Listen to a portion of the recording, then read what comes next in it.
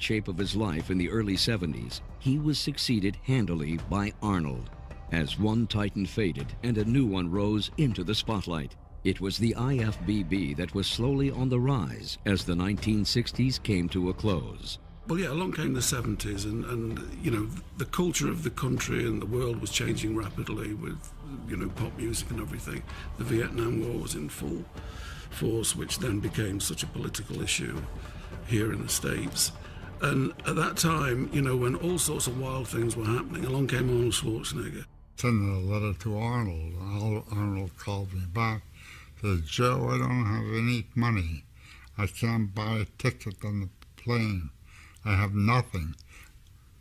All he had was his briefcase, you know, with his workout suit and shoes, nothing else. So along came Arnold, who was a blueprint for what you wanted in a bodybuilder, what Joe Weider wanted. You know, he wanted the best bodybuilder in the world to have charisma, a PR brain, a sense of humour, somebody who could connect with an audience. You could have almost written it and said, let's get this guy. I told him, I don't want to go home, I want to stay here. I'm near Los Angeles, the movies and everything. That's what I want to be. I said, okay, I'll pay you for your ticket to the plane. And I had a little business there in Florida, and he went to work, and he worked. He wanted to go to school, college school. I gave him money, gave him everything he wanted. And of course, his nemesis was Sergio Oliva. And he competed one-to-one against Sergio several times, in which a lot of people think Sergio maybe should have won. Just maybe. The problem with Sergio is that he was dealing with Arnold, who is just the smartest bodybuilder on stage ever. At that time, that was the first contest that he was on his mark, he looked good, and Sergio was a little bit off, and everything was right, and Arnold won. Because I well remember, we went back to the hotel that night. It was me, Dave Draper, Franco, and Arnold, and he kept saying over and over, I can't believe that I actually beat Sergio.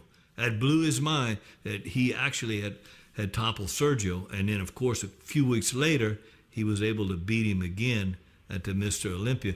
And it was really his decision.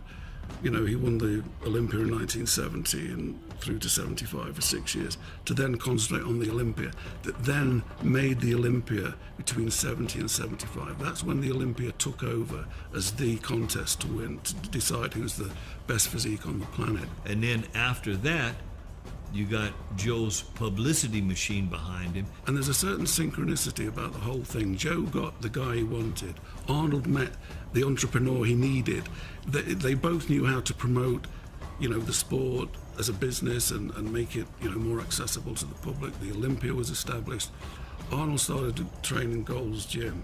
So he had this synchronicity of, you know, the world's best bodybuilders, Zane, Draper, Franco, all in the same gym. You can't be thinking about yourself. You cannot be worried about what's going on with you. You have to go, okay, I'm ready. I've done everything I can do. Now what's going on around me that I can take advantage of? And nobody was ever better at that than Arnold Schwarzenegger.